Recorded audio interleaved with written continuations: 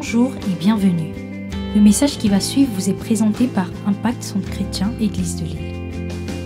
Nous croyons qu'en l'écoutant, vous serez édifiés, encouragés, transformés et propulsés comme une flèche vers votre destinée en Christ.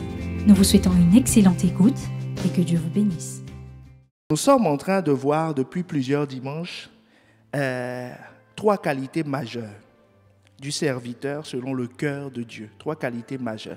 Nous avons vu que la première qualité, le premier critère de recrutement que Jésus cherche chez quelqu'un et qu'en réalité tout employeur cherche, mais sauf qu'on ne te posera jamais la question, c'est tu dois aimer. Tu dois aimer le travail. Tu dois aimer l'employeur. Plus tu l'aimes, mieux tu travailleras. Imagine, tu vas postuler pour travailler dans une friterie. Et tu y arrives et tu dis, moi, j'aime pas l'odeur des frites. Pour commencer, j'aime pas avoir chaud, deuxième condition. Et puis tu dis, j'aime pas rencontrer les clients, j'aime être tranquille dans mon coin. Mais par contre, j'ai un bac professionnel en cuisine.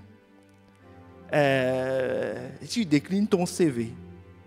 Est-ce que tu as besoin d'être prophète pour connaître l'issue de l'entretien? Si on te dit, monsieur, on vous recontactera, toi-même, tu sais que c'est vraiment si, quoi. Si on te recontacte. Donc, le premier critère, c'est l'amour. Ces enseignements sont disponibles sur YouTube pour que nous puissions les écouter, les réécouter. Le deuxième critère que nous avions vu la dernière fois, parce que l'amour, c'est quelque chose d'interne. L'amour, c'est un sentiment propre. On ne sait pas qui aime qui. Est-ce que quelqu'un me suit? Mais nous avions vu, parce que Jésus, notre modèle, que quelqu'un dise Jésus, notre modèle, c'est important d'avoir Jésus pour modèle de l'amour. Parce que le monde nous présente d'autres modèles d'amour. Les gens, quand ils veulent se marier, en fait, ils veulent rencontrer la personne qu'il y a dans Harlequin. Ou qu'ils ont vu dans Les Feux de l'amour. Si ça existe, je crois que ça existe toujours. Voilà. Ou les séries. Mon ami, dis à ton voisin, prends Jésus pour modèle. Voilà, il connaît l'affaire. Voilà, il connaît bien l'affaire. Parce que lui, il est la preuve même de l'amour de Dieu. Et c'est lui qui nous montre comment aimer Dieu. Et il nous a expliqué qu'en fait, dans Jean 2, 17, que l'amour, quand on a de l'amour, en fait, cet amour se transforme en zèle en nous.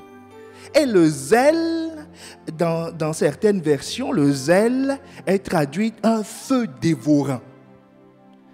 C'est là où j'ai rappelé à quelqu'un, il se rappelle qu'il y avait une force qui le poussait à faire les choses comme un feu en toi. Quand tu es décidé à faire quelque chose, tu as envie de faire quelque chose, tu aimes quelque chose, il y a une passion.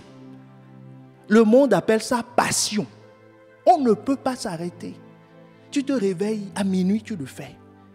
On te dit, il y a un match, celui qui aime le foot. On dit, il y a un match au bout du monde. Il dit, c'est où? Donnez-moi l'adresse. On dit, on va te transporter. Il dit, non, moi-même, j'arriverai. Est-ce que quelqu'un me suit? Parce que automatiquement, il y a une force qui te saisit. L'amour que les deux femmes qui sont allées, c'est le test de l'amour que Salomon a fait aux deux femmes qui sont venues le voir concernant les enfants. Parce que l'enfant de l'un est mort. Quelqu'un se rappelle de l'histoire? L'enfant de l'un est mort et l'autre est vivant. Et l'autre veut prendre l'enfant celle dont l'enfant est mort, veut prendre l'enfant de celle qui a gardé son enfant. Quel était le test? Le test de l'amour a provoqué un feu. Dès que la femme a entendu, on dit on va couper ton enfant. Elle dit hey, stop, donnez-lui l'enfant. Je préfère avoir l'enfant en vie. Est-ce que quelqu'un me suit? Donc le feu est quelque chose d'essentiel. Sans feu en toi, sans zèle, que nous appelons zèle, ou feu dévorant. S'il n'y a pas ça en toi, tu ne peux pas te mettre en mouvement. Tu ne peux pas te mettre en mouvement. Tu ne peux pas te mettre en mouvement. Même si tu n'aimes pas ton travail, si tu n'aimes pas un peu l'argent, tu ne peux pas te lever à moins 15 degrés. Avec 40 cm de neige. pour aller au bout de l'agglomération. Est-ce que quelqu'un me suit? Tu ne peux pas. Donc ce feu est un feu dévorant. Mais vous savez, le feu est quelque chose de précieux, n'est-ce pas? Depuis que l'humanité a découvert le feu est jalousement gardé. Bon, tu vas dire, nous on n'a plus ce problème aujourd'hui. On prend l'allumette, on prend le briquet. Mais dans le temps, vous savez, qui veut retourner dans le passé? Retour dans le passé pour savoir l'importance du feu. Qui veut retourner? Bon, allons dans Koh-Lanta.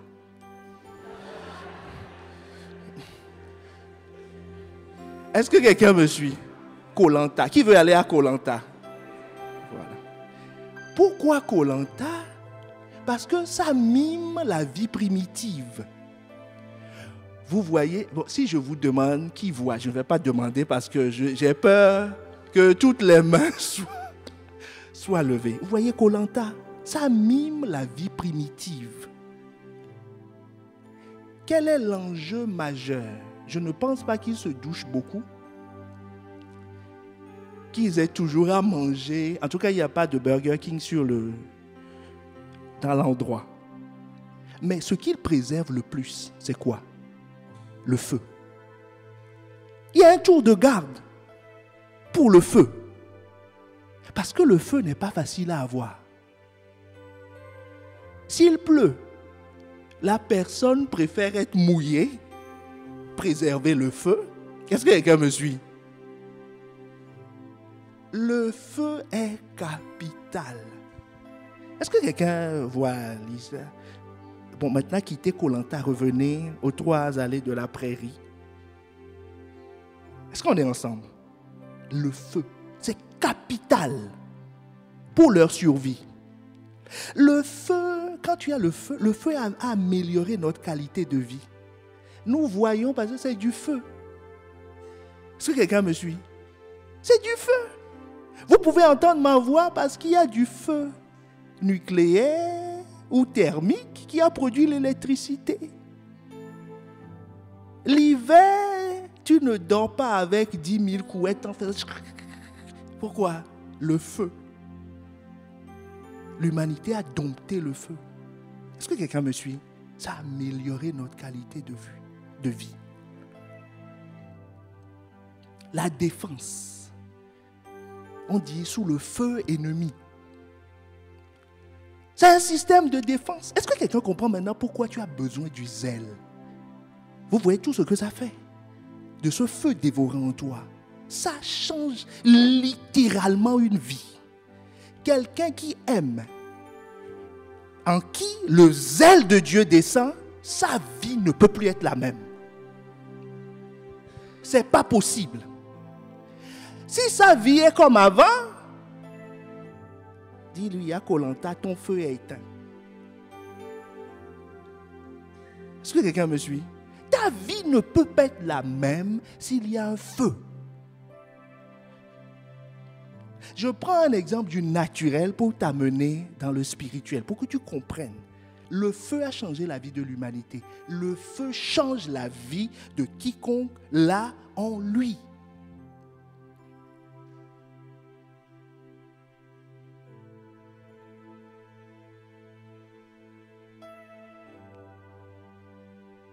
Qu'est-ce que le feu fait quand il vient dans une vie? Prenons l'exemple de Jésus lui-même. Jean 2, le verset 13 à 17. Il dit qu'il y a un feu en lui, hein? Un feu dévorant. La Pâque des Juifs était proche et Jésus monta à Jérusalem. Il trouva dans le temple des vendeurs de bœufs, des brebis et de pigeons et les changeurs assis. Il y avait au moins combien de personnes là? Au moins 4. Est-ce que tu me suis? On dit les vendeurs, hein, mais considérons qu'il n'y avait qu'un seul. Il y a le vendeur de bœufs, de brebis, de pigeons et de changeurs assis. Ayant fait un fouet avec des cordes, il les chassa tous du temple. Donc le combat c'était 1 contre combien? 1 contre 4. Tu vois Jésus, hein? Le feu. Quand le feu l'a saisi, 1 contre 4. L'avantage était en sa faveur.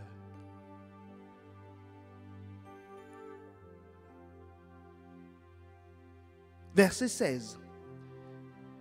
Il dit aux vendeurs de pigeons, ôtez cela d'ici, ne faites pas de la maison de mon père une maison de trafic.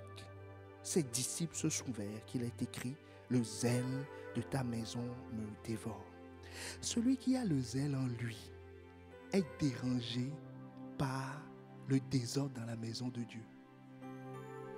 Est-ce que quelqu'un voit les effets? Il est dérangé. Quand il vient et que quelque chose n'est pas à sa place, il est mal à l'aise. Je me suis demandé pourquoi dans la vie normalement, il y a certaines choses que je ne remarque pas toujours. Si ça ne m'intéresse pas. Est-ce que tu me suis? Mais quand j'arrive dans la maison de Dieu, ceux qui collaborent avec moi savent que je vois ce qui n'est pas à sa place.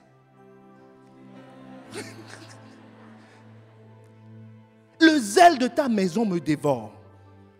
Tu vas remarquer des détails que tu ne vois pas habituellement. Le zèle de ta maison me dévore. Est-ce que quelqu'un me suit? Le zèle te dévore. Quand quelqu'un est à l'aise avec quelque chose qui est anormal, ça veut dire que le feu ne brûle pas en lui. Il est assis dans le désordre, il est vautré, il est tranquille. Ça ne le dérange pas. Mais quand tu as ce zèle en toi, Jésus avait ce zèle. Il dit, son zèle, c'est le zèle de sa maison. Pas le zèle pour les voitures. On en avait parlé la dernière fois. Il y a toutes sortes de zèles. Hein? Le zèle pour le sport, le zèle pour la bonne vie, le zèle pour la paresse. C'est un zèle aussi. Toute occasion pour dormir. Est-ce que quelqu'un me dit? Il y a toutes sortes de zèles. Mais le zèle, Jésus dit, le zèle que vous devez avoir, c'est le zèle de ma maison, le zèle de sa maison. Le zèle de qui? De celui qui t'a embauché, celui que tu sais. Tout ton zèle doit être pour ton employé, ton employeur. Il dit, c'est ça le zèle. Il dit, c'est ça mon zèle. Et quand on est préoccupé par ça, toutes les petites anomalies te sautent sous les yeux. Quand on te confie une petite portion, ne serait-ce qu'une petite portion, te dit, occupe-toi de 2 personnes. Le zèle. Dis-moi, est-ce qu'ils vont bien? Est-ce qu'il y a quelque chose qui a changé? Est-ce que c'est le zèle? Le zèle, le zèle. Le zèle d'une mère la pousse à savoir si l'enfant va bien ou va pas bien. Est-ce qu'on est ensemble? Donc quand le zèle est là, voilà, on est dérangé par le désordre. On fait la promotion de l'œuvre. La promotion de l'œuvre, c'est ce que Jésus faisait. Il faisait la promotion de... Il dit, il faut que la maison soit une maison de prière. Il disait ça. Je vais me battre pour que cette maison soit une maison de prière. Quand on a ce zèle, on n'a pas peur d'affronter les ennemis de ce en quoi on croit. On peut se défendre contre vents et marées parce que c'est feu contre feu. Est-ce que quelqu'un me suit? C'est feu contre feu. Tu es en feu, tu veux dire. On te dit non, c'est pas possible. Il y a telle opposition ici. Il dit, c'est pas un problème. Pharaon dit que Moïse, Israël ne va pas quitter. Il y avait un feu. Lui, il a vu un feu au départ, Moïse. Il dit, on est inarrêtable, on sortira. Il y a la mer devant, il n'y a pas de problème, on va traverser. Vous voyez, Jésus rentre dans un combat avec un rapport de force, enfin pas un rapport de force. Le nombre d'adversaires est largement supérieur à lui tout seul. Il n'est pas ceinture noire de karaté. Est-ce que vous savez que Jésus... Il ne s'est pas entraîné, il n'est pas ceinture noire de karaté en disant, comme dans les films, qu'il soit 20, il va prendre la table, les pigeons, des choses. Oh, non, non. Mais il dit quoi? Qu'est-ce qui me pousse à faire ça? Le zèle de sa maison. Nulle part il n'est écrit qu'il a demandé l'aide des disciples. Il a fait, la Bible nous dit, ayant fait un fouet. On n'a pas dit 13 fouets. C'est-à-dire les 12 disciples, plus son gros fouet lui-même. Est-ce que quelqu'un me suit? Non. Donc, quand ce feu est en toi, aucune situation ne peut te retenir. qu'ils soient nombreux, variés, forts, grands. Dans le marché, je crois que Jésus a une corpulence moyenne. La Bible nous dit qu'il n'a rien pour attirer le regard. Donc, il ne doit pas être trop grand ni trop petit. Est-ce que tu me suis? Il passe inaperçu, il est dans la moyenne de la population. Donc, quand il va arriver, vous croyez que le vendeur de bœufs, c'est forcément un gringalet?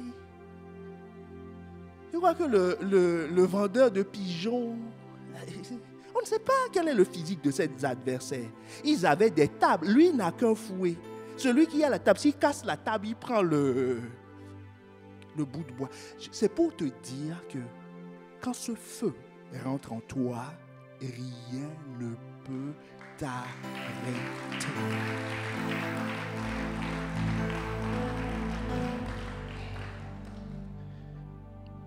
Rien ne peut t'arrêter. Quels sont les signes? Encore un autre signe. Quand ce feu habite en quelqu'un, agit en quelqu'un. Cantique des cantiques. Chapitre 3, le verset 1 à 4, je pense. Il faut rajouter le 4e verset.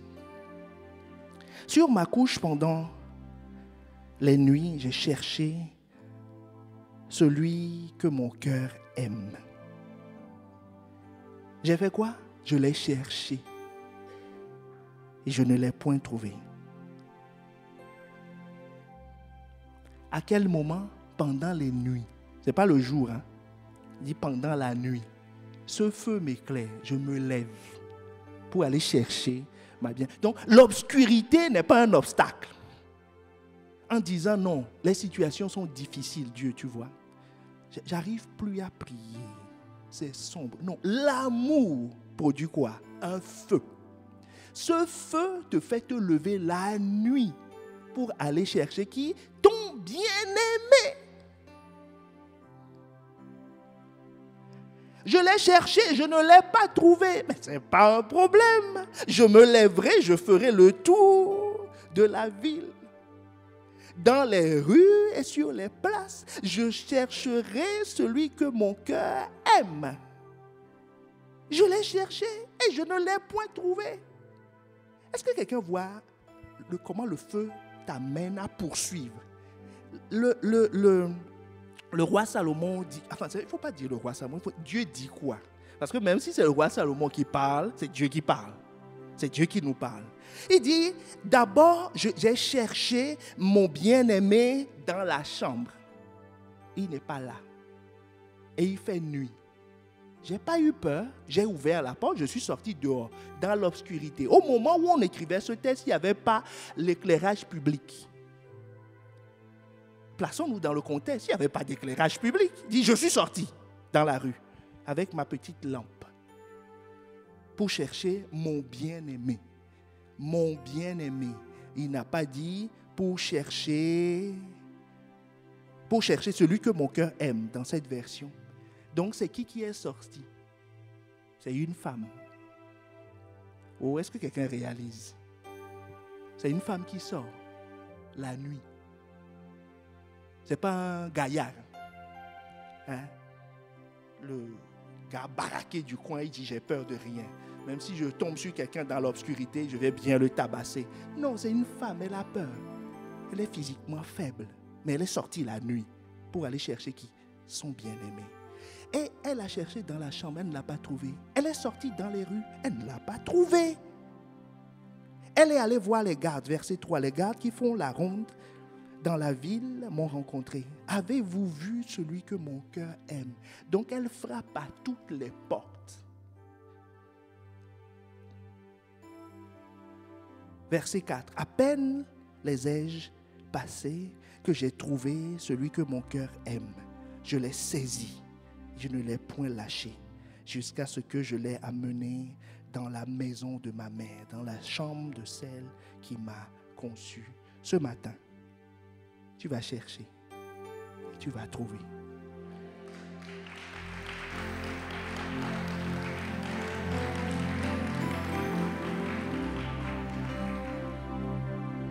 Tu vas chercher et tu vas trouver.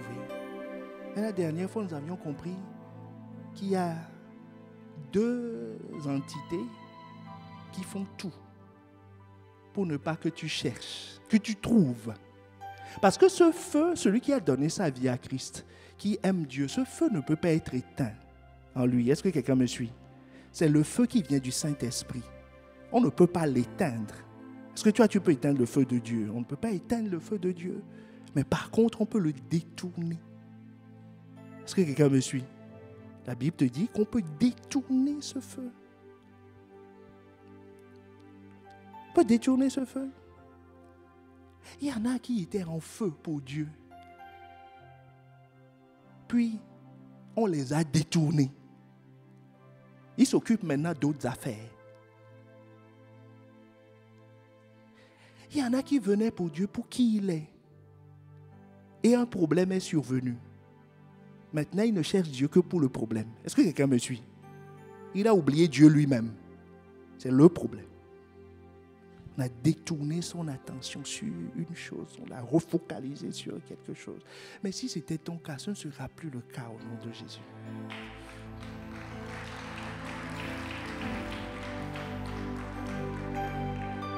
Comment savons-nous qu'il y a les deux entités qui s'opposent à ce que le feu, le zèle soit détourné? Nous avions dit la dernière fois, c'est l'esprit de jalousie et l'esprit de rivalité ou d'orgueil. D'accord? L'esprit de... Il faut savoir... Il faut bien savoir de quoi il s'agit. Ça fait deux personnes. Quelqu'un se dit, moi je ne suis pas jaloux. Oui, mais dans le groupe jalousie, on a étudié des groupes, n'est-ce pas? Dans le groupe jalousie, il y a la suspicion. Donc je vous disais que ça peut se manifester par la suspicion. On a peur de tout. Qu'est-ce qu'on me veut? Pourquoi on m'invite à la formation 101? Il veut détourner ton zèle. La formation sur les fondements du royaume. Il veut détourner ton zèle. Pourquoi? Il y a quelque chose derrière. Pourquoi on me sourit comme ça? Je ne la connais pas. Pourquoi elle m'invite tout le temps à l'église? C'est des suspicions. On dit, faisons les offrandes. Voilà, c'est des voleurs. C'est la suspicion. Et la suspicion n'a pas de substrat, n'a pas d'éléments probants. Tu peux lui sortir toute la comptabilité ligne par ligne, il sera suspicieux. Est-ce que quelqu'un me suit? Tu peux tout faire. Vous vous rappelez dans Nombre 5, on disait que l'esprit de jalousie, que la femme ait commis l'adultère ou n'est pas commis l'adultère, ça ne change absolument rien. Vous savez, des fois, avant que... C'est une parenthèse, quelque chose que je rajoute. Avant, on a prié pour ça dans la semaine d'ailleurs, pour ceux qui étaient là. Avant que l'esprit de suspicion rentre dans beaucoup de vies par des déceptions. Est-ce que tu me suis? Donc, il a un chef de protocole qui s'appelle l'infidélité. C'est-à-dire, il s'est passé réellement quelque chose. Est-ce que quelqu'un me suit? Une déception, une infidélité, quelque chose de réel au début. Mais qu'on n'a pas résolu selon les standards divins. Jésus, notre modèle. Jésus, il a un CV impressionnant en matière de trahison. Donc il faut lui demander comment tu as pu faire la bise à Judas. Est-ce que quelqu'un me suit? Judas, tu le connais, il volait dans la caisse, tu le savais. Tu n'as jamais rien dit. Enfin, tu lui disais un peu. Si tu ne résous pas ce problème selon les standards de Jésus, ça va ouvrir la porte à la suspicion. Qui n'est pas une solution, puisque la finalité, c'est le manque de paix et l'insécurité. Et celui qui est suspicieux ou jaloux n'aime pas, ne peut pas aimer. Toute son énergie, rappelle-toi, c'est pour voler ton zèle, voler ton énergie. Donc, le temps que tu dépenses pour placer des micros, des caméras, suivre tout ça, tu ne fais pas le job que tu dois faire, qui est d'aimer de façon active. Est-ce que quelqu'un me suit? C'est ça. Donc, il est en train de te voler en direct. Je ferme la parenthèse. Mon point est ceci, sur ce point. Ce qu'il faut savoir, c'est que ces deux entités, c'est des hommes forts. Pour voir les détails, le message de dimanche dernier. C'est des hommes forts. J'aimerais que tu comprennes le terme homme fort. Parce qu'il y a un traitement à leur apporter. Jésus en parle. L'orgueil, c'est un homme fort. L'esprit de jalousie, c'est un homme fort. Qu'est-ce qu'un homme fort? Matthieu 12, verset 29. Si tu me dis, je te suis. Matthieu 12, verset 29. Ou comment quelqu'un peut-il entrer dans la maison d'un homme fort, piller ses biens, sans avoir auparavant lié cet homme fort? Alors seulement il pillera sa maison.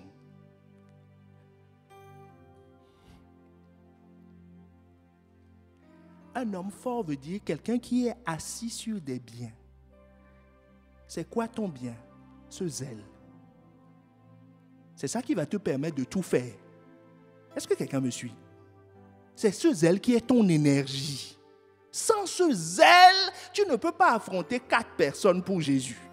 Sans ce zèle, tu ne peux pas te tenir comme Pierre s'est tenu devant le Sanhédrin, ceux qu'il fuyait quelques jours plus tôt, et dire non. Sans ce zèle, tu ne peux pas te tenir devant le péché et dire non. On te dit, tu sais, si tu fais ça, on te donnera ça. Il te faut le zèle pour surmonter. On te fait une proposition, tu sais, qui t'éloignera de Dieu. Bon, ce n'est pas la peine de fermer les yeux, dire je cherche la volonté de Dieu. Sors ton feu. Est-ce que quelqu'un me suit? Sors ton feu. Parce que quand la puissance est venue sur l'église primitive, quelques jours après, qu'est-ce qu'on leur a fait? On les a attrapés. On a attrapé Pierre, Jacques et Jean. On les a bien fouettés. Et on leur a dit quoi? On vous interdit de parler encore de ce Jésus. Vous avez vu, hein? Dit Pierre, tu te rappelles des coups? Attention! Est-ce que quelqu'un a déjà été menacé à cause de Christ? À avoir une situation contraignante à cause de Christ. La solution, c'est quoi? Le feu. Et c'est le même Pierre qui s'est tenu à cause du feu, la puissance qui est survenue sur lui, qui s'est tenu devant le Sanhédrin et dit, messieurs, vous-même, dit entre nous, hein, vous-même, est-ce que ça vous paraît normal de vous obéir plutôt qu'à Dieu? Ça, c'est le prisonnier qu'on vient de fouetter. 2 minutes plus tôt, on lui dit, tu te ranges et on te libère. Et dit, gardez-moi, frappez-moi encore. Mais est-ce que ça vous paraît normal? Pourquoi il y a un feu en lui? Et un feu! C'est ce feu qui est le bien précieux. Parce que si on éteint ce feu, tout le reste est perdu. Et l'homme fort, l'orgueil est assis dessus. La jalousie est assise dessus. Mais Jésus dit qu'on peut lutter, qu'on doit lutter contre l'homme fort. Regardez la suite de l'histoire. Là, maintenant, nous partons dans Luc. C'est la même histoire. Luc 11, versets 24 à 26. Dit, lorsque l'esprit impur, c'est-à-dire l'homme fort, est sorti d'un homme, donc on peut le chasser au nom de Jésus. Ce que nous avions fait la dernière fois. Et ça, c'est très facile. Je suis en train de parler à quelqu'un qui a reconnu que ces 2 hommes forts, l'un ou l'autre, quelle que soit sa variante, est en train d'éteindre son zèle, de contrôler son zèle. Mais tu veux redonner ton zèle à Dieu. Tu veux que ce feu boue en toi. Donc, la prière libère. La prière libère. Mais ce n'est pas tout. Lorsque l'esprit impur est sorti, il va dans les lieux arides pour chercher du repos. N'en trouvant point, il dit, je retournerai d'où je suis sorti. Et quand il arrive, il la trouve balayée et ornée, que quelqu'un dise balayer et orner. Nous reviendrons sur ce mot, c'est très important. Alors il s'en va, c'est-à-dire l'homme fort, il revient, il regarde la maison, il voit que c'est balayé et orné. Parce que c'était lui qui créait le désordre, n'est-ce pas? Voilà, il est revenu, il voit que non, il n'y a plus de désordre, que c'est balayé. Mais il ne rentre pas tout de suite. Il part et il va chercher 7 autres esprits plus méchants que lui. Et ils entrent dans la maison, s'y établissent, et la dernière condition de cet homme est pire que la première. Qu'est-ce que ça veut dire orné? Le terme orné, on peut le traduire en disant, on peut l'expliquer en disant, la maison est nettoyée, balayée et nettoyée. C'est un endroit qui est marqué par l'ordre et la propreté, mais en apparence. Est-ce que quelqu'un me suit? C'est ordonné en apparence. En fait, il n'y a pas de meubles. Il n'y a rien dans la maison. C'est juste propre. C'est comme si on te rendait ce hangar vide. Enfin, cet auditorium, c'est un auditorium, ce n'est pas un hangar. Est-ce que quelqu'un me suit? On te donne l'endroit vide. On te donne l'appartement vide, mais propre. Jésus dit, si tu laisses l'endroit propre, alors que tu as déjà chassé l'occupant, par quoi? La prière. Au nom de Jésus, tu as pris 15 jours de jeûne et prière, 21 jours de jeûne et prière, tu as pris 2 jours de jeûne et prière, tu as imposition des mains, tu as senti un feu. Tu as dit, waouh, c'est fini. Non, ce n'est pas fini, il reviendra. Il viendra toquer, il viendra voir par la fenêtre s'il y a quelque chose. Il sait que il sait qu'il n'y a plus de zèle, puisque c'était lui le zèle impur. Il le sait. Il le sait. Donc il sait que s'il n'est pas là, il n'y a pas de zèle impur. Mais en même temps, quand il revient, il voit la maison vide. C'est-à-dire, il ne voit pas de zèle pur. Il n'y a pas un autre feu dans la maison. Donc il va chercher du charbon. C'est au plus méchant. Pour revenir, pour ramener son zèle impur dans la maison. Et la Bible nous dit la condition de cette personne est pire. Donc combien de fois pire? 8 fois pire. L'homme fort plus 7 autres est pire que la précédente. Est-ce que quelqu'un me suit?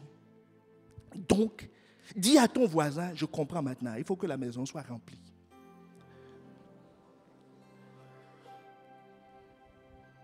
La maison, ta maison doit être remplie. Si tu te débarrasses par la grâce de Dieu et tu vas te débarrasser du zèle impur, il faut que le zèle pur soit sur place. Sinon, danger public. Danger. Il y a un danger. Ça peut s'aggraver. Donc, le zèle pur doit arriver. Mais vous savez, la première stratégie de l'homme fort, c'est le camouflage. Vous savez, toute armée, avant de livrer la guerre, il faut commencer par le camouflage. Vous voyez que les militaires ont un habit qui permet de ne pas les voir. Si tu ne les vois pas, tu ne peux pas tirer dessus pour commencer. Mais si ça ne marche pas, affrontement. D'accord? Donc, la première stratégie de l'ennemi, c'est que tu ne sois même pas au courant qu'il y a des forces qui contrôlent ton zèle. Il veut juste que tu penses que c'est de la psychologie, que c'est la pression de la société, que c'est familial, que ce n'est pas normal qu'on soit zélé pour Christ, surtout quand on est jeune. Que ça, c'est réservé aux personnes âgées, très, très âgées. Maintenant, il faut déterminer qui est âgé et qui ne l'est pas. Est-ce que quelqu'un me suit? Voilà, il y a tout. Et il essaie de te faire croire que c'est ton emploi du temps. Que tu as un emploi du temps très chargé, qu'on ne te comprend pas, que tu n'as pas les moyens, que tu n'as pas... Parce qu'il ne veut pas apparaître sous son vrai nom. Parce que tu vas faire feu.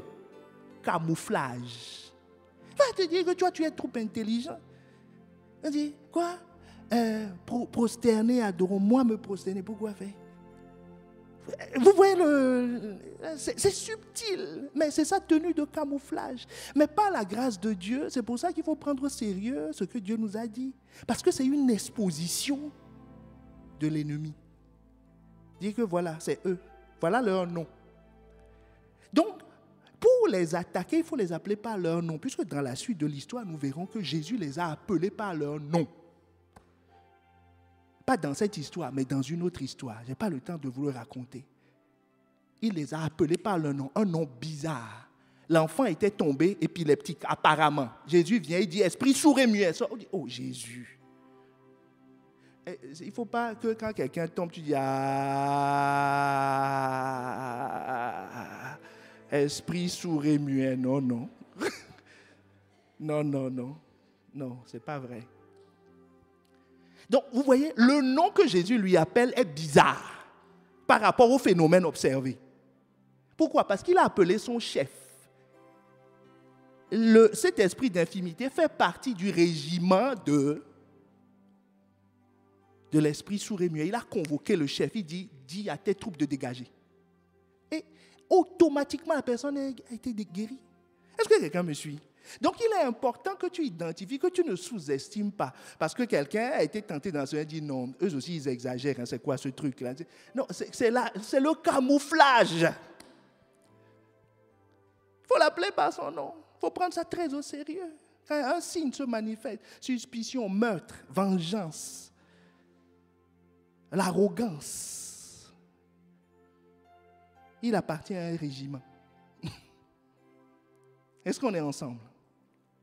Donc, ce matin, je veux qu'on voit comment on remplit la maison. Parce qu'il faut remplir la maison. Du zèle pur. Du zèle pur. Très important. Très, très important. Je comprends par la grâce de Dieu. En tout cas, c'est la révélation d'aujourd'hui. Pourquoi il fallait suivre la structure du texte? Parce que Jacques a parlé d'abord du zèle impur avant de parler du zèle pur. Le zèle pur doit venir remplacer le zèle impur. Où est-ce qu'il en parle? Jacques 3, le verset 17 à 18. 17 déjà pour commencer.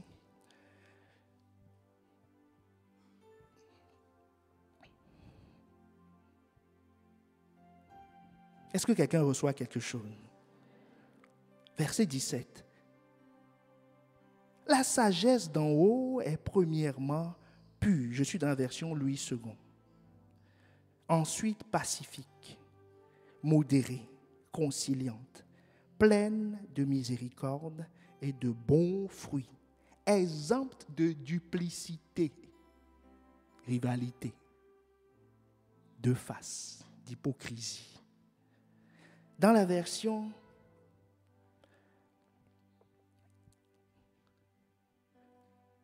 parole vivante. Au contraire, la sagesse qui vient d'en haut est en premier lieu pure. De plus, elle aime la paix. Elle est courtoise et douce. Elle ne connaît pas les préventions et l'esprit de parti. Sans duplicité ni feinte, elle est sans façon et sans phare. Elle se montre compréhensive, conciliante, elle est ouverte à la discussion, capable de céder. Pleine de bonté et de compassion, elle produit de bonnes actions. Elle produit de bonnes actions. La dernière fois, nous avions commencé à dire que ce zèle, enfin cet amour produit, n'est-ce pas, un feu dévorant. Et ce feu dévorant se manifeste de façon pratique par une sagesse. La sagesse est une façon de faire. Donc c'est dans le comportement de la personne que tu vas déduire quel est le feu qui bout en lui. Parce que tout feu est feu. Tout feu brûle. Mais par contre, il y a un feu qui vient de Dieu et il y a un feu qui vient de quelqu'un d'autre. Voyez, c'est pour ça que je vous disais la dernière fois que quand tu vois le zèle de Jésus pour la maison de Dieu, tu compares ça au zèle de David. Quand il a eu le problème avec Bathsheba, c'est des zèles comparable en apparence. Tuer les gens, ce n'est pas un problème. Affronter les généraux, l'opinion publique, tout ça, David était complètement à l'aise. Donc, quand tu vois quelqu'un qui est zélé pour quelque chose, tu ne peux pas conclure. Dire que ça, parce qu'il est très, très déterminé, voilà, la détermination, c'est-à-dire le sentiment qui est dans mon cœur est trop fort, donc c'est bon, c'est faux. Amnon va lever la main au ciel et dit, monsieur, moi. C'est pas vrai. Il dit, moi, j'ai aimé ma demi-sœur avec passion. Tout le monde me disait, non, c'est pas bon, tu ne peux pas faire ça à ta sœur avec passion. Jusqu'à ce qu'il obtienne ce qu'il veut. Et la Bible nous dit que juste après, cette passion, en termes amour, s'est transformée en un autre feu, la haine. Il l'a détesté comme jamais auparavant. Enfin, pas comme jamais. La Bible dit comme il l'a aimé. Donc, le feu, laisse tomber. C'est pour ça que les gens disent, le jour du mariage, quelqu'un peut te promettre, je t'aimerai. Et quelque temps après, je te déteste. Dis, c'est pas toi qui m'avais... Non, c'est le feu qui fait... Est-ce que quelqu'un me suit? Ça change. Mais l'amour de Dieu ne change pas. Et elle dit qu'elle se manifeste par une sagesse. La dernière fois, nous avions vu que la sagesse du monde est terrestre. Utilise les métaux du monde, charnels, puis démoniaques. Mais la sagesse de Dieu, elle vient d'en haut. Donc, nous devons identifier cette sagesse. Et tu dois la connaître pour savoir si c'est cette sagesse qui est en jeu ou si c'est une autre sagesse. Ne te fie pas au feu seulement. Est-ce que quelqu'un me suit? Et comment reconnaît-on cette sagesse? La Bible nous dit dans Proverbe 9, le verset 10, le commencement de la sagesse, c'est la crainte de l'Éternel. Et la science des saints, c'est l'intelligence. Le commencement de la sagesse. C'est-à-dire, quand tu vas t'engager dans cette voie, le premier panneau que tu vas voir, qui te confirme que c'est le bon chemin, ça s'appelle comment? La crainte de l'Éternel. Si tu ne vois pas ça à l'entrée, c'est pas bon. La crainte de l'Éternel a manqué à Amnon. Parce que sa sœur lui dit, mon frère, ce que tu fais là, on ne fait pas ça en Israël. Qu'est-ce que ça veut dire? La loi nous l'interdit. Est-ce que quelqu'un me suit? Sa sœur lui a dit, ne me touche pas, ne me fais pas ça. Ce que tu fais, la loi l'interdit. Mais qu'est-ce qu'il a dit? Il dit, loi ou pas loi, ma sœur, je m'en fous. Il dit, moi, je ne tiens pas compte des panneaux. Hein. C'est moi le panneau.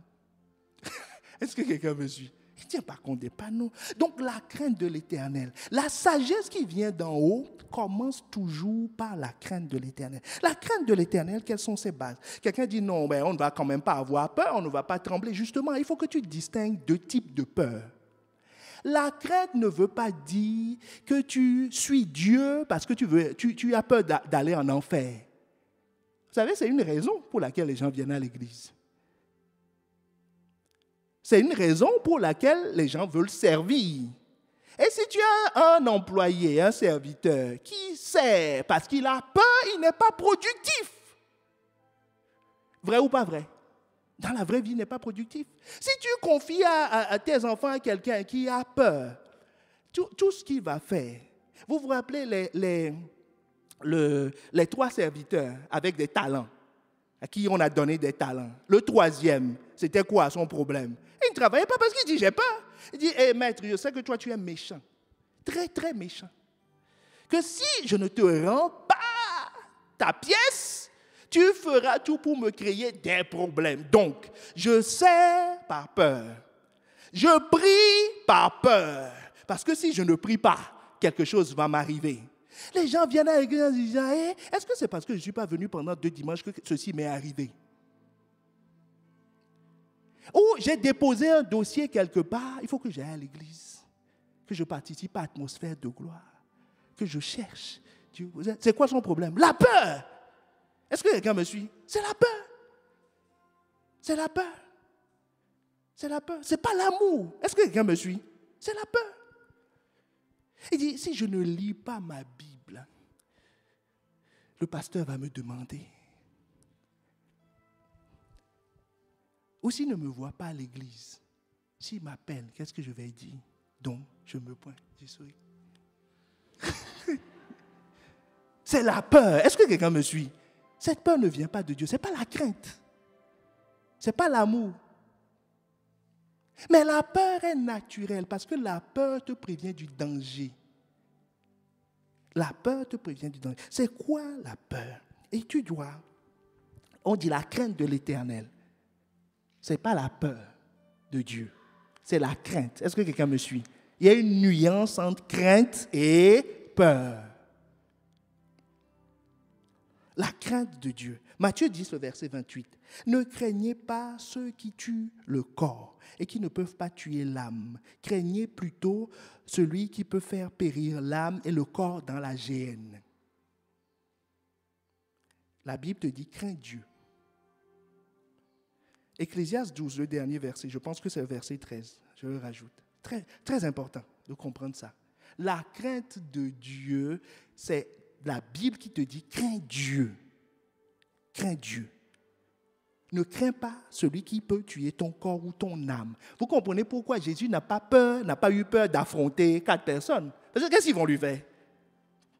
Vous comprenez pourquoi l'apôtre Pierre dit, trouvez-vous normal que je vous craigne, vous, plutôt que Dieu? Il dit, mais non, celui que je dois craindre, c'est Dieu. En toute situation. Donc, on ne peut pas mettre Dieu en ballottage quand il dit quelque chose, de dire, eh oui, je crains ceci aussi. Est-ce que... Non, il dit, il faut craindre Dieu. Il ne faut jamais craindre les hommes. Ecclésiaste 12. C'est le dernier verset d'Ecclésiaste. Donc, c'est le résumé du livre. Salomon dit, soyons simples, hein, parlons peu, parlons bien. Écoutez la fin du discours. Crains Dieu et observe ses commandements. C'est là ce que doit faire tout homme. Point.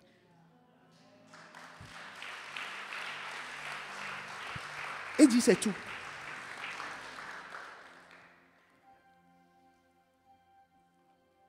Crains Dieu. Donc craindre Dieu va impliquer quoi? Tu dois tenir compte de lui. Pas trembler. Celui qui tremble, c'est celui qui va au jugement. Jésus a dit, il est qui pour nous? Notre Père. Tu dois craindre ton Père, n'est-ce pas? Que quelqu'un me dise amen si c'est vrai. Si tes enfants ne te craignent pas, ils sont en danger. Ils sont très en danger. Un jour, on a dit à mon fils, à notre fils, ne touche pas quelque chose, il y a Bobo là-bas. Il n'a pas craint. Il est allé toucher. Et le bobo s'est manifesté. Est-ce que quelqu'un me suit? Tu dois craindre. Craindre ne veut pas dire que la personne, on a pris un fouet sur toi, des menaces, c'est la peur. Si on arrive à ce stade, c'est déjà trop tard. La crainte, c'est de prêter attention aux panneaux. Si tu ne crains pas la police ici, tu vas avoir un problème. Est-ce que quelqu'un me suit? Il n'y a aucun policier derrière le panneau où est écrit 90. C'est un panneau. Mais tu es obligé de tenir compte de la police dans tes calculs. Parce qu'un homme peut se cacher derrière le panneau. Est-ce que tu me suis? Tu dois tenir compte. Si tu dis, moi, je ne connais pas le préfet du Nord, mais tu dois tenir compte de lui. Si tu veux vivre en paix dans le Nord, et plus généralement en France, est-ce que quelqu'un me suit? Donc tu dois tenir compte de Dieu. Parce que le préfet il ne contrôle que cette région. Le président ne contrôle que la France. Dieu contrôle l'univers.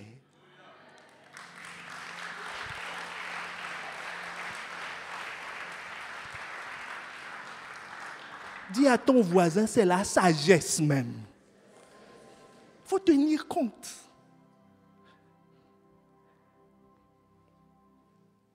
Vous savez, tenir compte des panneaux, c'est que, par exemple, dans ton cœur, il y a la haine qui monte.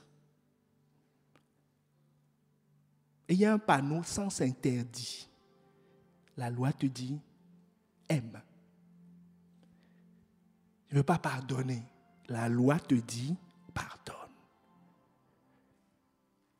C'est comme la limitation à 90 km/h. Il n'y a pas de policier. Est-ce que quand quelqu'un est dans son cœur, tout de suite, le plafond se décolle et vient l'écran? Non. Est-ce qu'on est ensemble? Mais il dit, tiens compte de ces avertissements. Tiens compte de ces paramètres. Dieu dit de ne pas faire ceci. Je ne sais plus, je disais un jour à quelqu'un, il dit, oui, mais on fait ça, il n'y a aucun problème. Je dis, non, moi je suis bête et discipliné. On a dit, ne prends pas le virage à plus de 90 km/h. Tu ne sais pas pourquoi. Tu prends, et puis ça dérape. On se retrouve dans le ravin, on dit, mais pourquoi? Non, crains Dieu. Tiens compte de ces avertissements. Est-ce que quelqu'un me suit? Ce qui veut dire que si tu crains quelqu'un, tu dois toujours tenir compte de lui dans tes calculs, dans tes décisions. Quand tu vois quelque chose sur lequel il t'a averti, que tu repères ça dans ta vie, tu dois en tenir compte. Tu ne dois pas t'accoutumer à cette chose. Parce que tu as un panneau qui te dit attention, si tu le crains, tu vas en tenir compte. Si tu ne le crains pas, tu passes outre. Est-ce que quelqu'un me suit? Tout le monde ne respecte pas la limitation à 90. Et qui dit non, nous on est plus intelligents que la direction départementale des... Non, moi quand je vois cette route-là, on peut rouler à 130 dessus.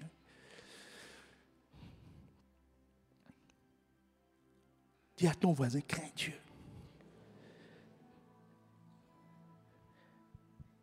Crains Dieu passe par la conscience qu'il existe et qu'il nous regarde. Il est dans les cieux, il nous regarde. Il est au milieu de nous, il est en nous. Donc partout où je vais, il est avec moi. Ce que je dis, il entend. Psaume 14, verset 1. Les gens stupides disent dans leur cœur, Dieu n'a aucun pouvoir. Ces gens-là sont corrompus. Ils font des choses horribles. Personne ne fait le bien. Craindre quelqu'un, c'est tenir compte de ses conseils. C'est prêter attention. La Bible nous dit, psaume 8, le verset 1, la sagesse ne crie-t-elle pas? Donc elle parle. L'intelligence n'élève-t-elle pas la voix? Proverbe 5, le verset 1, dans la version Parole de vie. Mon enfant, fais attention à la sagesse, c'est-à-dire prête attention à la sagesse. Écoute les conseils que mon intelligence te donne. Écoute, là je suis dans le Proverbe 4, le verset 1. Écoutez mes fils, l'instruction d'un père, soyez attentifs pour connaître la sagesse. Prête attention. Donc, avoir la crainte de l'Éternel passe par tenir compte de sa loi. Être conscient qu'il existe, que ce n'est pas une théorie, c'est une réalité. Ça veut dire prendre conseil. C'est-à-dire, conseil veut dire qu'est-ce qu'il pense de tout ce que je fais. Je dois prendre telle orientation, qu'est-ce que Dieu pense? Vous voyez, les gens s'engagent dans des trucs. Après, ils se demandent, mais au fait, Dieu, qu'est-ce que tu penses? Il est déjà au kilomètre 100, hein? Il n'a pas vu les panneaux du début, il n'a pas vu les avertissements, tout ça. Et puis il dit, au fait, qu'est-ce que tu penses? Il va te dire, retourne au début, le panneau qui va te dire ce qu'il pense est au début. Il dit, non, je ne vais pas retourner au début. Qu'on décolle le panneau et qu'on me l'amène ici. Non, on dit, mon gars, retourne en arrière. Le panneau est au début.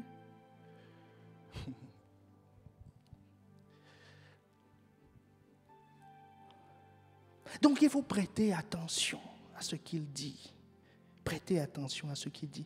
Quand on fait ces choses, qu'est-ce qui arrive dans nos vies? Je vous dis, la crainte de Dieu, ce n'est pas la peur. Si ce n'est pas la peur, qu'est-ce qui se passe? Cette crainte va te pousser va te donner un sentiment de grandeur de Dieu. Tu seras conscient de sa grandeur.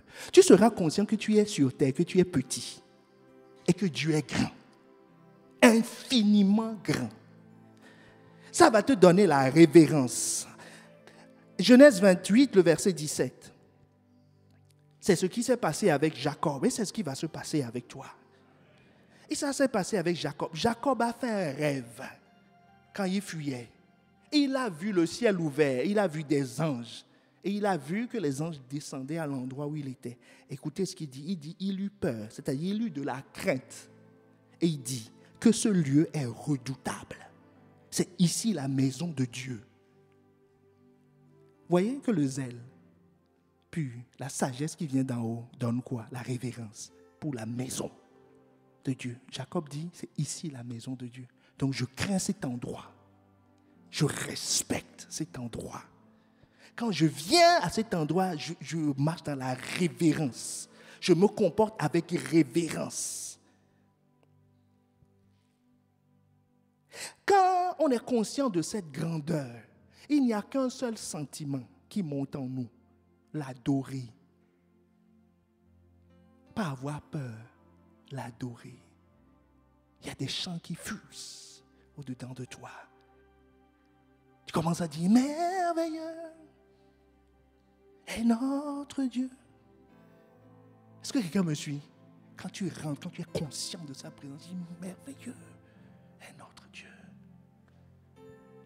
Donc le matin, quand tu le crains, quand tu te lèves, tu n'as pas besoin de penser au responsable du GI, au pasteur, à ta propre culpabilité. Tu es conscient de sa grandeur. Quand tu te lèves, tu dis, merveilleux. Dis, quelle présence.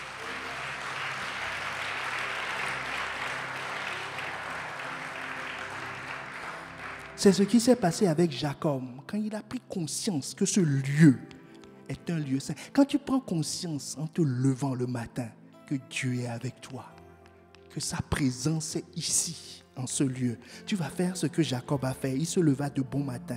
Il prit la pierre dont il avait fait son chevet. Il la dressa pour monument. Il versa de l'huile sur son sommet et dit en ce lieu, il donna à ce lieu le nom de Béthel. Il a fait quoi? Il a honoré cet endroit. Il a fait un sacrifice à cet endroit. Ça, c'est ce que donne la crainte de l'Éternel. Tu te dis, waouh, tu es ici. Tu dis, Père, tu es là. Je sens ta présence. Que tu sentes sa présence comme un courant électrique où tu ne sens rien. Il a dit, je suis avec vous tous les jours jusqu'à la fin. Si tu le crains, tu tiens compte de cet avertissement. C'est un panneau. Il a mis un drapeau, son étendard. Quand tu te lèves, tu vois l'étendard.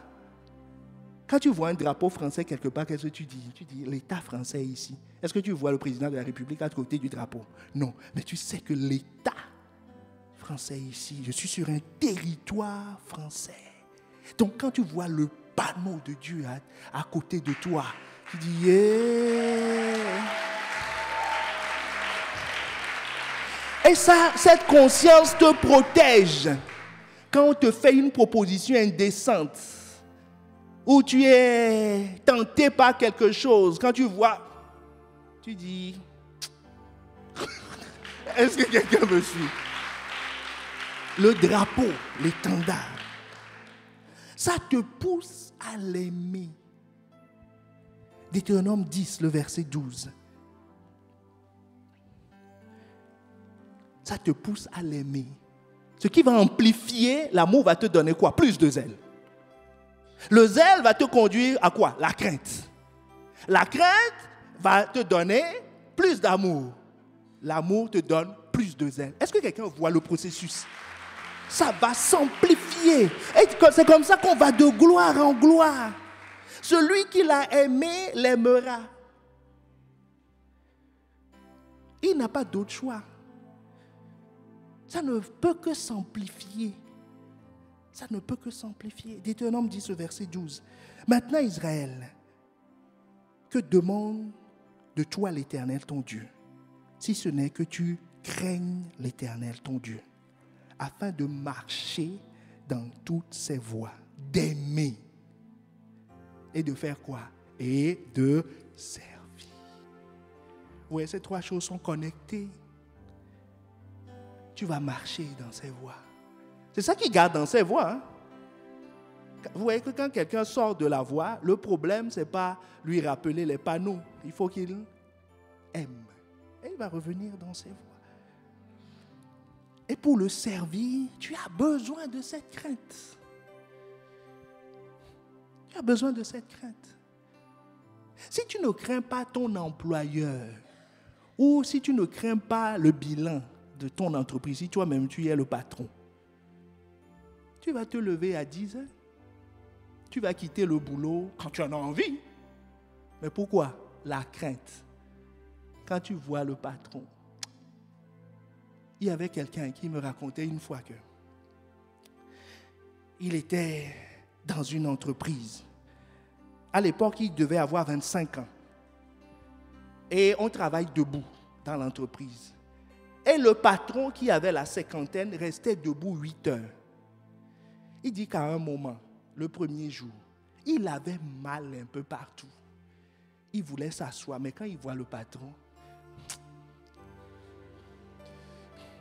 après, il s'est mis à prier pour qu'il s'asseye. Il dit jusqu'à la fin, il ne s'est pas assis. Il avait mal partout, mais il tenait. Et il dit ce jour-là, il a compris, tu mangeras la sueur de ton front. Est-ce que quelqu'un me suit? Il dit, j'ai compris ça. Qu'est-ce qui lui a permis de tenir toute la journée? La crainte du patron. Il dit, tant qu'il n'est pas assis, tu ne peux pas t'asseoir. Ça te pousse à l'aimer. Et la troisième chose, c'est que la crainte va te pousser à l'adorer. À l'adorer. Psaume 5, le verset 8. Mais moi, dans ta grande miséricorde, je vais à ta maison, je me prosterne dans ton saint temple avec crainte. Ça va te pousser à le servir. 1 Samuel 12, le verset 24. Craignez seulement l'Éternel, servez-le fidèlement de tout votre cœur. Car voyez quelle puissance il déploie parmi vous. Donc, vous voyez les manifestations de la crainte de l'Éternel. Ça n'a rien à voir avec la peur de l'enfer. La peur de l'enfer ne peut pas t'amener à l'adorer. La peur de l'enfer ne peut pas t'amener à le servir. C'est l'histoire de la parabole des talents. Le serviteur qui avait peur, littéralement. Qu'en dira-t-on de ceci? Il n'a pas servi Dieu. Mais celui qui l'aime le servira.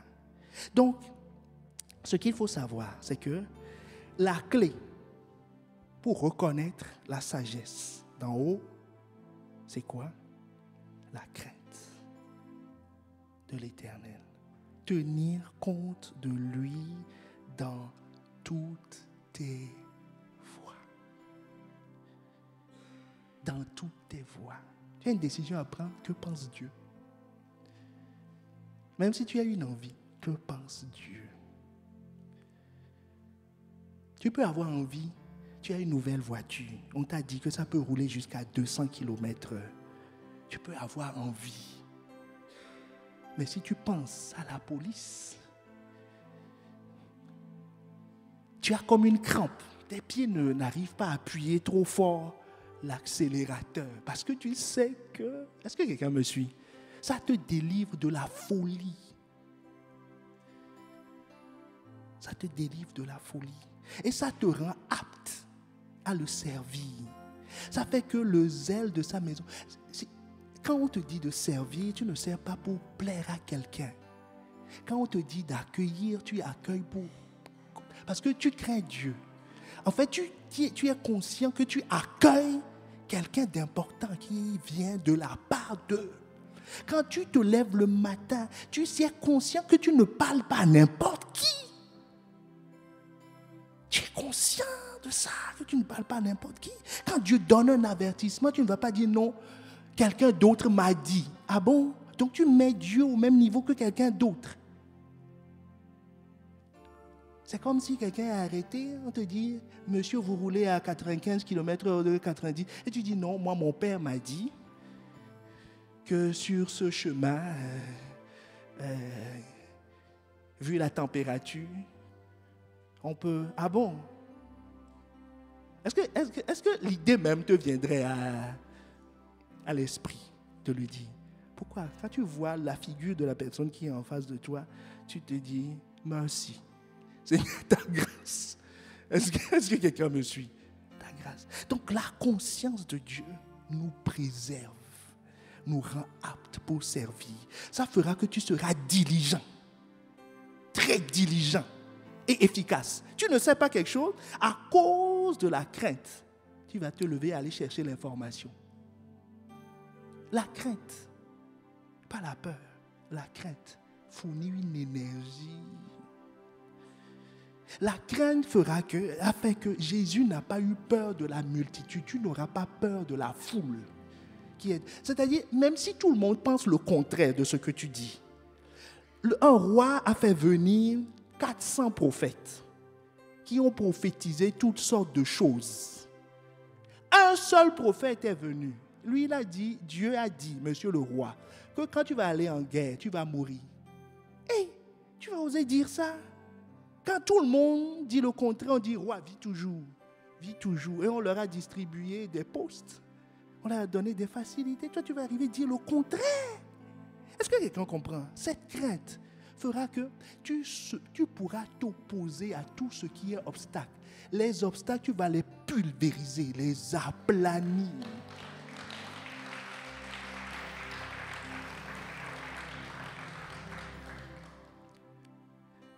On a proposé à Joseph la promotion avec la femme de Potiphar. Il n'est pas fou, le jeune homme. Lui aussi sait que c'est un ascenseur très rapide. Mais la crainte de Dieu a fait qu'il a couru pour se retrouver dans la rue, nu. Il s'est retrouvé en prison. Il n'a pas téléphoné à Madame Potiphar en disant, tu sais, dans la vie, on fait des erreurs. Tu comprends, non? On fait des erreurs. Que l'autre jour, je ne sais pas ce qui m'a pris. C'était la pression du travail. Est-ce qu'on peut se revoir? Est-ce que il n'a pas fait ça. Il a enduré la prison sans savoir quand il allait en sortir. Il n'avait pas de procès. C'est un étranger. Est-ce que quelqu'un me suit? Il n'avait pas de procès, mais il a tenu. Pierre a tenu devant ceux qui leur faisaient peur. L'apôtre Paul, le zèle te communique la sagesse qui vient d'en haut et qui commence par la crainte de l'Éternel. Toute sagesse qui ne tient pas compte de Dieu n'est pas d'en haut. Amen. Dis à ton voisin, toute sagesse qui ne tient pas compte de Dieu n'est pas d'en haut. Amen. Alors qui veut l'adorer?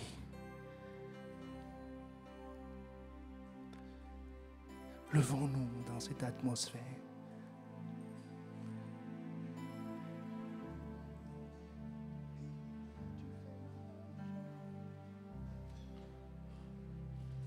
Commence par élever la voix, Seigneur. Je veux craindre ton nom. Donne-moi la crainte de ton nom. Ésaïe 11, versets 1 à 2. On va le garder affiché. Parce que c'est un esprit, c'est l'esprit de crainte de l'Éternel. C'est le Saint-Esprit qui donne ça. Élevons la voix. Commence par élever la voix et demande.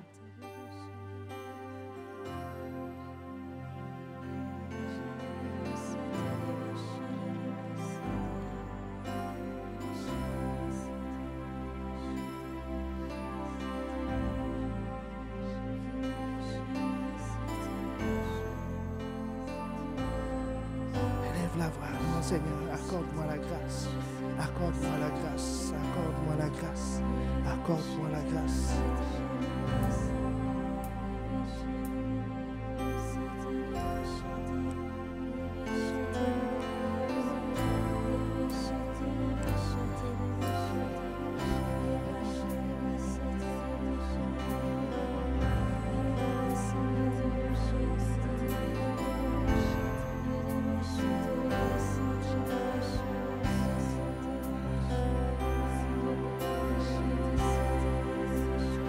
Rends-nous conscients, rends-nous conscients, rends-nous conscients, rends-nous conscients.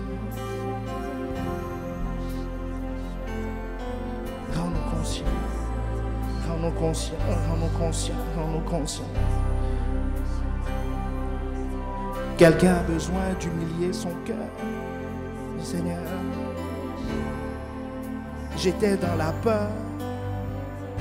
Mais Seigneur, je veux ta crainte, je veux ta crainte, je veux ta crainte. Pas la peur, mais la crainte pour te servir librement, librement, librement. Oh, élève la voix, élève la voix, élève la voix, élève la voix, élève la voix. Comment on bascule? Et il faut demander cette sagesse. C'est une sagesse qui se demande. Cette sagesse se demande. Elle se demande. Jacques 1, le verset 5. Si quelqu'un d'entre vous manque de sagesse, qu'il la demande à Dieu, qui donne à tous, à tous, à tous. Il n'y a pas de condition, il n'y a pas d'opposition. Il dit, je suis disposé à donner ma crainte à tout le monde. Ma crainte qui se manifeste par la sagesse qui vient d'en haut. Je suis disposé à la donner à quiconque me demande. Quiconque me demande, il dit demandez à tout, qui donne à tous simplement, sans reproche, et elle lui sera donnée. Elle lui sera donnée. Alors élève la voix, dit Seigneur, je demande cette sagesse qui vient du zèle pur, qui se manifeste par la crainte de l'Éternel, la crainte de l'Éternel, la crainte de l'Éternel, la crainte de l'Éternel. Oh, élève la voix, élève la voix. Élève la voix, élève la voix. Élève la voix, élève la voix. Il y a quelqu'un qui est ici qui dit, moi j'aime même pas, je ne lui ai jamais exprimé mon amour. La sagesse te dit, Dieu a tant aimé le monde qu'il a donné son Fils unique, afin que quiconque croit, quiconque l'accepte. Romains 10 nous dit que si tu confesses de ta bouche et si tu crois dans ton cœur, il a cité deux conditions. Tu confesses de ta bouche et tu crois dans ton cœur. Il dit tu confesses de ta bouche et tu crois dans ton cœur. Il dit c'est les deux conditions que la sagesse donne, que la crainte de l'Éternel donne, pour que Dieu soit dans une vie. Donc si tu entends ma voix et tu ne te rappelles pas avoir donné ta vie à Christ, tu ne l'as jamais fait. Alors lève la main là où tu es, parce que nous voulons te donner l'occasion. Dieu te donne l'occasion d'être appelé ton Père, de mettre en toi ce zèle, ce feu dévorant, ce feu dévorant. Donc si tu es au milieu de nous et que tu ne l'as pas encore fait, c'est ton jour, c'est le jour de ta visitation. C'est le jour de ta visitation. Lève juste la main bien haut, là où tu es. Parce que nous voulons prendre le temps. Nous voulons prendre le temps. Nous voulons prendre le temps.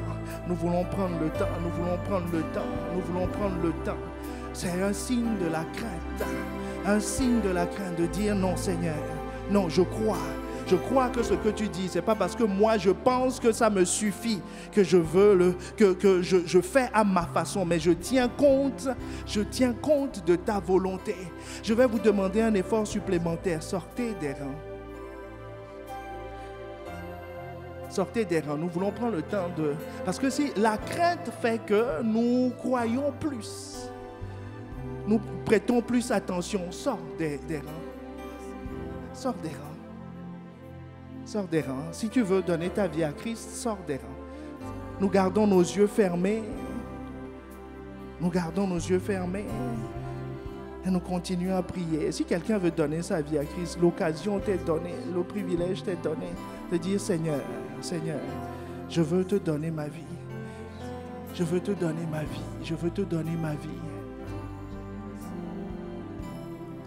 Et je sais qu'au milieu de nous, il y a des personnes qui n'ont pas tenu compte de l'avertissement divin et qui ont pris des chemins qui leur semblaient bons.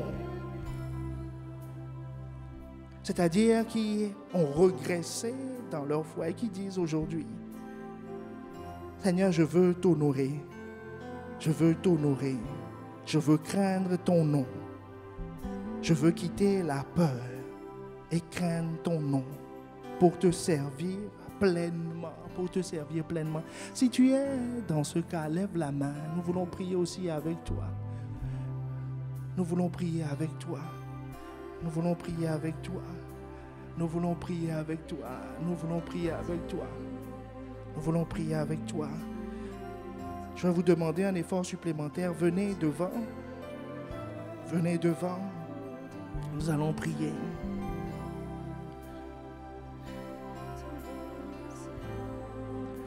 Nous voulons prier. Nous voulons prier. Merveilleux est notre Dieu. Tu es Dieu. Et tu fais de grands prodiges. Nous élevons ton nom si grand. prosterné. Nous t'adorons. Prosterné, nous t'adorons. oh prosterné, nous t'adorons. Alors commence à élever la voix et demande pardon pour ce qu'il t'a révélé, pour le panneau que tu as vu, pour la parole, sa loi qui t'a interpellé. C'est une façon de dire je tiens compte, je respecte ton engagement. Je respecte ta parole, je tiens compte de toi. Je tiens compte de toi. Je tiens compte de toi. Je ne veux pas mépriser tes ordres. Je ne veux pas mépriser tes consignes. Je ne veux pas mépriser. Je ne veux pas mépriser. Je ne veux pas mépriser ta parole. Je ne veux pas mépriser ta parole. Quelqu'un, c'est dans le domaine des finances que tu as méprisé sa parole. Quelqu'un, c'est dans la sainteté que tu as méprisé ses ordonnances. Tu as dit non, mais il n'y a rien qui se passe. Tout va bien. Dis, crains Dieu, crains Dieu, crains Dieu, crains Dieu, crains Dieu, crains Dieu, crains Dieu. Crains Dieu.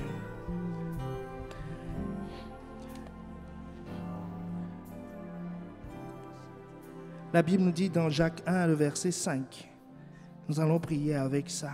La Bible dit, si quelqu'un d'entre vous manque de sagesse, ce qui inclut la crainte de l'Éternel, qu'il la demande à Dieu, qui donne à tous. À tous. Je crois ce matin que toi qui t'es avancé, toi qui soupires, cette grâce te sera accordée, t'est accordée.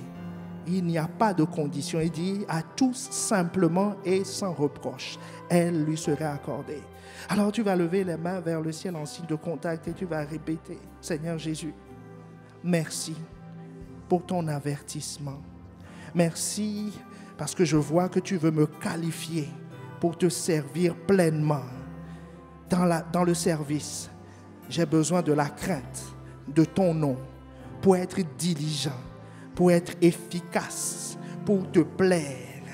Seigneur, je demande la sagesse au Père. Il donne à tous simplement et sans reproche. Et je reçois cette sagesse maintenant dans le nom de Jésus. Amen.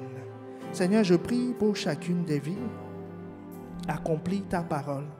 Tu as dit, tu donnes à celui qui te demande. Tu donnes à celui qui te demande. Et ils ont reçu. Que cette sagesse soit manifestée, pleinement manifestée dans leur vie. Et que nous en voyions les fruits pour la seule gloire de ton nom. Et que le zèle de ta maison les dévore. Que cette sagesse les conduise à t'aimer. Que cette crainte les conduise à t'aimer. Et qu'en t'aimant, Seigneur, que leur zèle augmente. Que ce phénomène s'amplifie dans leur vie. Dans le nom de Jésus. Amen, amen. Vous pouvez regagner vos places. Est-ce qu'on peut acclamer le Seigneur de ce qu'il a accordé? Il a accordé ce que nous lui avons demandé. La prochaine fois, par la grâce de Dieu, je te parlerai du coût de la sagesse. La sagesse a un coût. Amen. Si tu crois cela, acclame le Seigneur. La sagesse a un coût.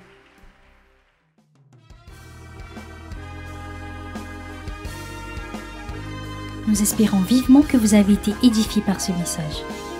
Pour en savoir plus sur notre Église, rendez-vous sur notre page Facebook Impact Centre Chrétien-Campus Lille ou téléphonez-nous au 33 7 83 88 23 16. À très bientôt et que Dieu vous bénisse.